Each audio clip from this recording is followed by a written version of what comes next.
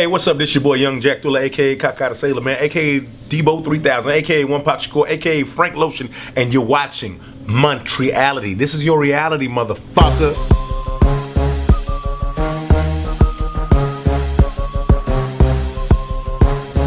I like licking girls' asses. I love licking girls' assholes and stuff.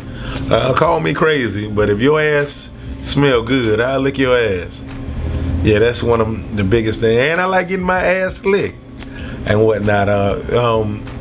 Yeah, I don't want nobody to put their fingers in. You can't put your fingers in my ass, but you can lick my ass, and I'll lick your ass. Yeah, I would say that's my only fetish, and I'm not afraid to say that. That's my shit. I'm not gay. It's not gay if girls doing shit to you. If your girl licking your ass and whatnot, or you fucking a girl, it's not gay. Because it's a girl. Yeah. Next question.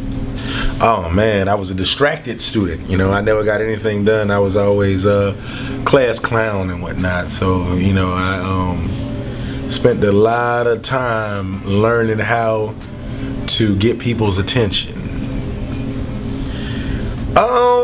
When I was 15, that was my first job, and I was I worked at McDonald's. Yeah. So I did everything. I started off as a janitor at the McDonald's. I learned how to do everything you could do at McDonald's. Did all that shit all the way up until 16, maybe early 17. Then I got a job at MCI WorldCom, selling long distance, and I was the only person in my house making $1,500 bi-weekly selling long distance, and I was one of the top salesmen too. At 16, because I had dropped out of school, and I had to learn how to take care of myself, because like I said, school is never really compatible with me, because once again I was always distracted. Yeah, and after that I just had a whole bunch of little odd ass jobs and whatnot, until I came to realization that I was a comedian and stopped bullshitting and took it seriously. And that's where I am right now. I moved to New York as trying to become a better comedian and everything, and I found 50 because he found me on the internet and whatnot. Now, after I was reaching out to him, after I went viral on my own merit, and you know what I'm saying, he said, "You want to be the junior comedian? You want to, you know what I'm saying, be on the radio and da da da da?" And I said, "Yeah, man." So he put me on. And you know, here I am today. I'm doing the interviews and whatnot, and so I have a whole new focus from just wanting to be just the biggest comedian. Now I want to have my own Tonight Show on MTV with Mint Condition as my band, and want to be like, you know, I think sort of equivalent to, you know, what Arsenio Hall was back in the 90s when that was out. Did y'all watch Arsenio Hall in Montreal? Being persistent, being consistent, and believing when nobody else believes in you and everything. You have to, you know, ignore people that say that you can't do this and you can't do that. You know, anybody that tell me that I can't do something, man, I just leave them alone and say good luck, man, because I have overcame a lot, you know, just, you know, being blind in my left eye, and you know what I'm saying, that I am going to be a star. That's why I even put a star in my eye, because I got stars in my eyes, and that's all I see is, you know what I'm saying, going all the way to the top. You know what I'm saying? Growing up, Michael Jackson was my biggest influence, and I knew I couldn't be Michael Jackson, but I knew I wanted to be a star. You know what I'm saying? If I couldn't be recognized in the same light as him, I wanted to be something special just like him and everything. So that's one of my biggest influences right there. Ergo, Jack Thriller. That's where the thriller come from. Yeah, the first book I ever read was Superhead, The Confessions of a Video Vixen. Yeah. It's sad to say, but yeah, that book drew me in. Anything about somebody getting some head, I want to know about it. Goddamn. And so, you know, after that wasn't the first book I read. The first book I ever read was Malcolm X, the autobiography of Malcolm X. And then after that, then it was Superhead. Then after that was the 48 Laws of Power, Art of Seduction, 33 Strategies of War. What else? A whole bunch of self-help books, because I needed to help myself. What would I call my book? I would call it Publicity Stunt. I would call it publicity stunt because my whole thing is to get everybody's attention so, you know, I can help change the world. In a previous lifetime, I think I was a king, man. I think that I ran a nation. Cause I feel like a captain right now, man, and I feel like, you know what I'm saying, it's just in me to just run shit. That's what I feel like. I had to be a king. I had to be some kind of emperor or president or something like that. I just feel like I'm a leader. I'm a natural born leader. Yeah. Oh yeah, that would be easy. I want the biggest steak I could get. Porterhouse steak with baked potato, with loaded with the bacon, the cheese, the chives, sour cream, all of that, and some dope green. I probably collard greens. Yeah, I had some collard greens on the side. And then one of y'all that had, you know what I'm saying, steak with collard greens, but that's what I would have did. It had to be my favorite cartoon character would be Bugs Bunny, man. Bugs Bunny, he was a leader. Bugs Bunny was a prankster. Bugs Bunny, you know, could outsmart anybody. He was just clever. He's just outgoing. He was charismatic. The ladies loved him.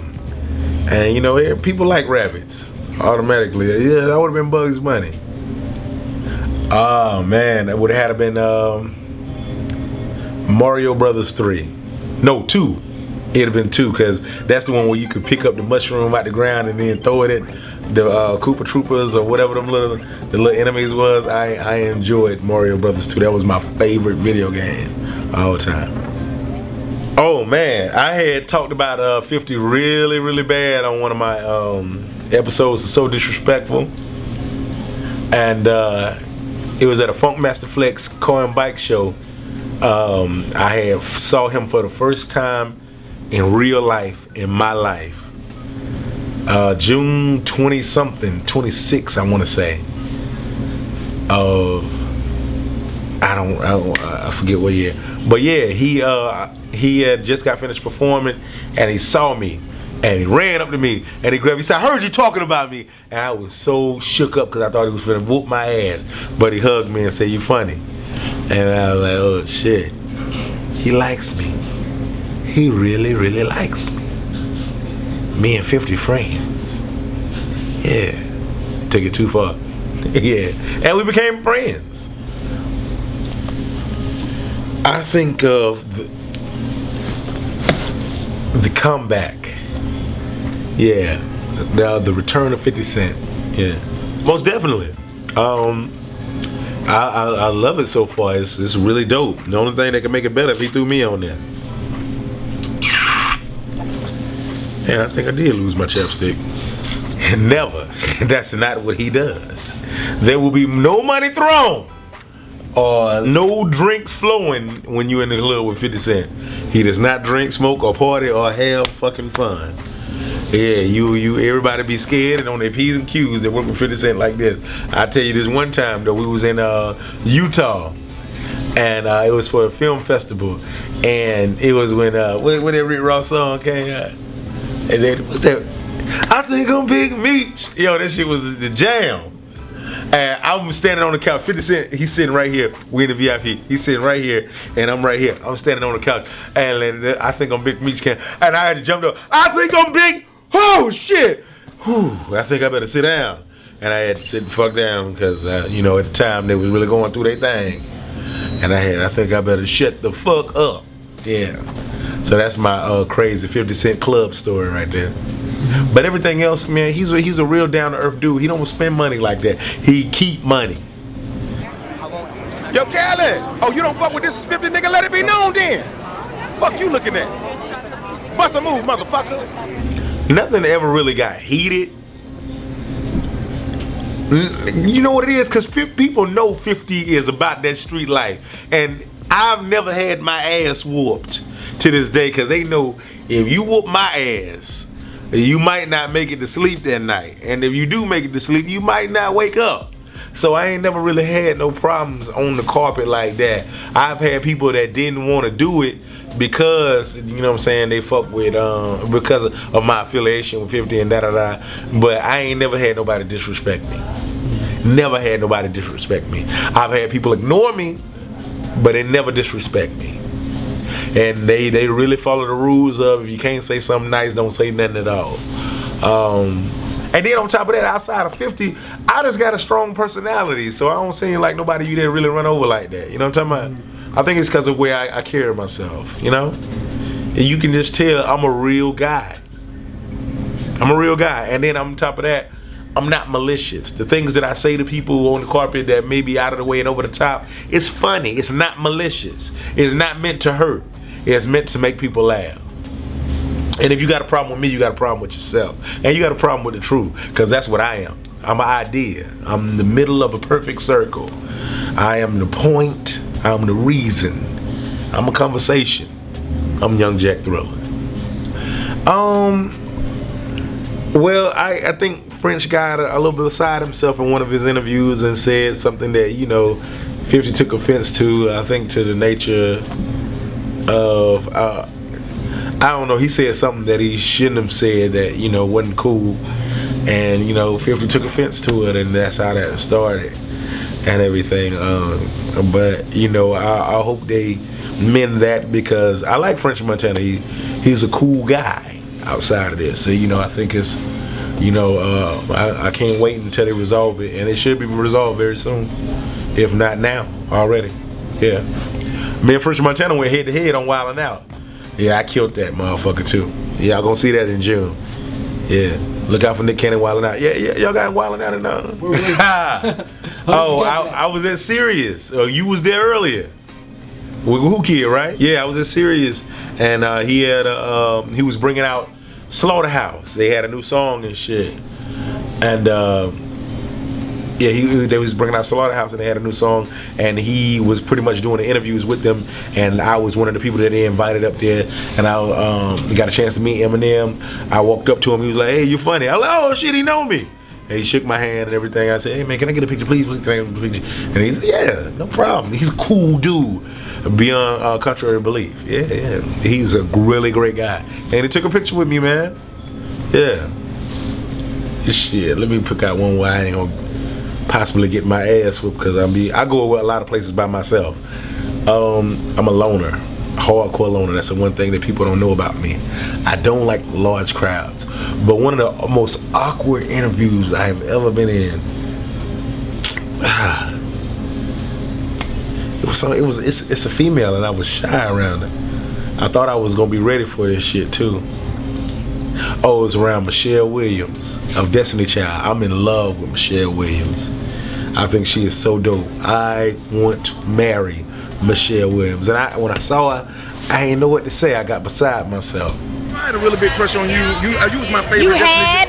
No, I still got it. You said you had. I had it back then. I still have it right now. I like you still. I'm into you. Okay, where's this going? Wherever you want it to go. Yeah, it was Michelle Williams. If you're watching Michelle, which I know you are, because Montreality, that's the shit everybody watch. I love you. Will you marry me? That's for Michelle, not you, motherfucker. Not you. Okay. Worst injury I've ever suffered from was this gash over. Oh shit, I don't know if it's my left or right eye. I think it's over my left eye. Yeah. Oh, you can't see it. Okay. Yeah. I was I'm just gonna get in there so you can see that. Yeah, hold on. Yeah, I was 10 years old, and I was sliding down the stairs like Zach Morris off Saved by the Bell, and I was from the second floor of my apartment, you know, that we lived in at the time, and I slipped off and fell down and hit the top of my eye on the banister and split my shit wide open. You know, it was blood gushing out and everything everywhere. I had a black eye.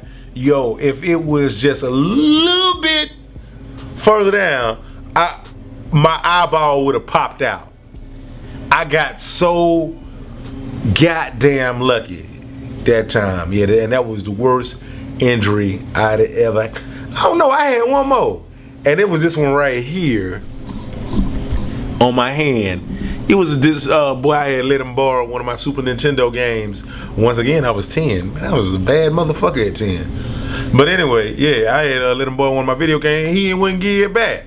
And so I had broken his house, punched in his glass with his window, and a piece of glass filling my hands and cut my shit open once again, busted wide open.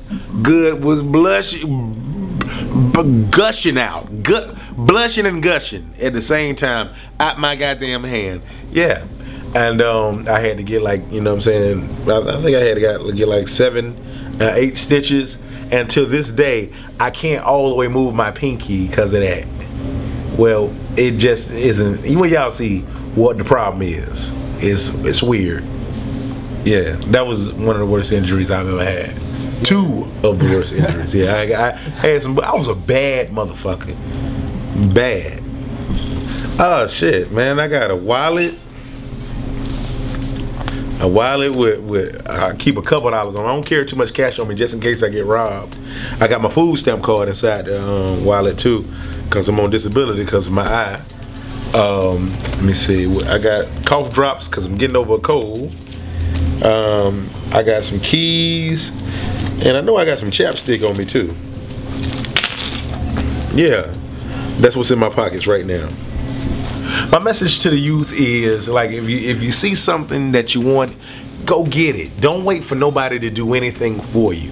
You know what I'm saying? Drake said it best. You gotta pray for it, and you gotta go get it. You gotta make it happen. You know what I'm saying? Stay focused. You don't have all day. Now is the time. Get up on your shit and do what you gotta do. And you know what I'm saying, if you got somebody in your life that's telling you you can't do this and do that, maybe you need to, know what I'm saying, act that person out your life, man, and get around people that love you and empower you and whatnot. Also, I would say, be the stupidest person in your circle. Be the stupidest person in your circle. Surround yourself around people that make you better. Yeah, that's what my words of wisdom would be.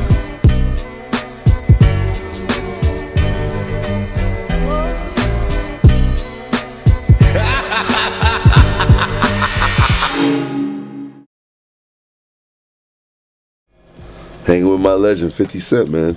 Because 50 Cent, kind of like, you know, even when I did that Tupac and 50 record, man, it always will make sense. 50 Cent is like a super legend, man. I know people be like, oh, he's 50's DJ, blah, blah, blah, but you just can't get around it, man. This guy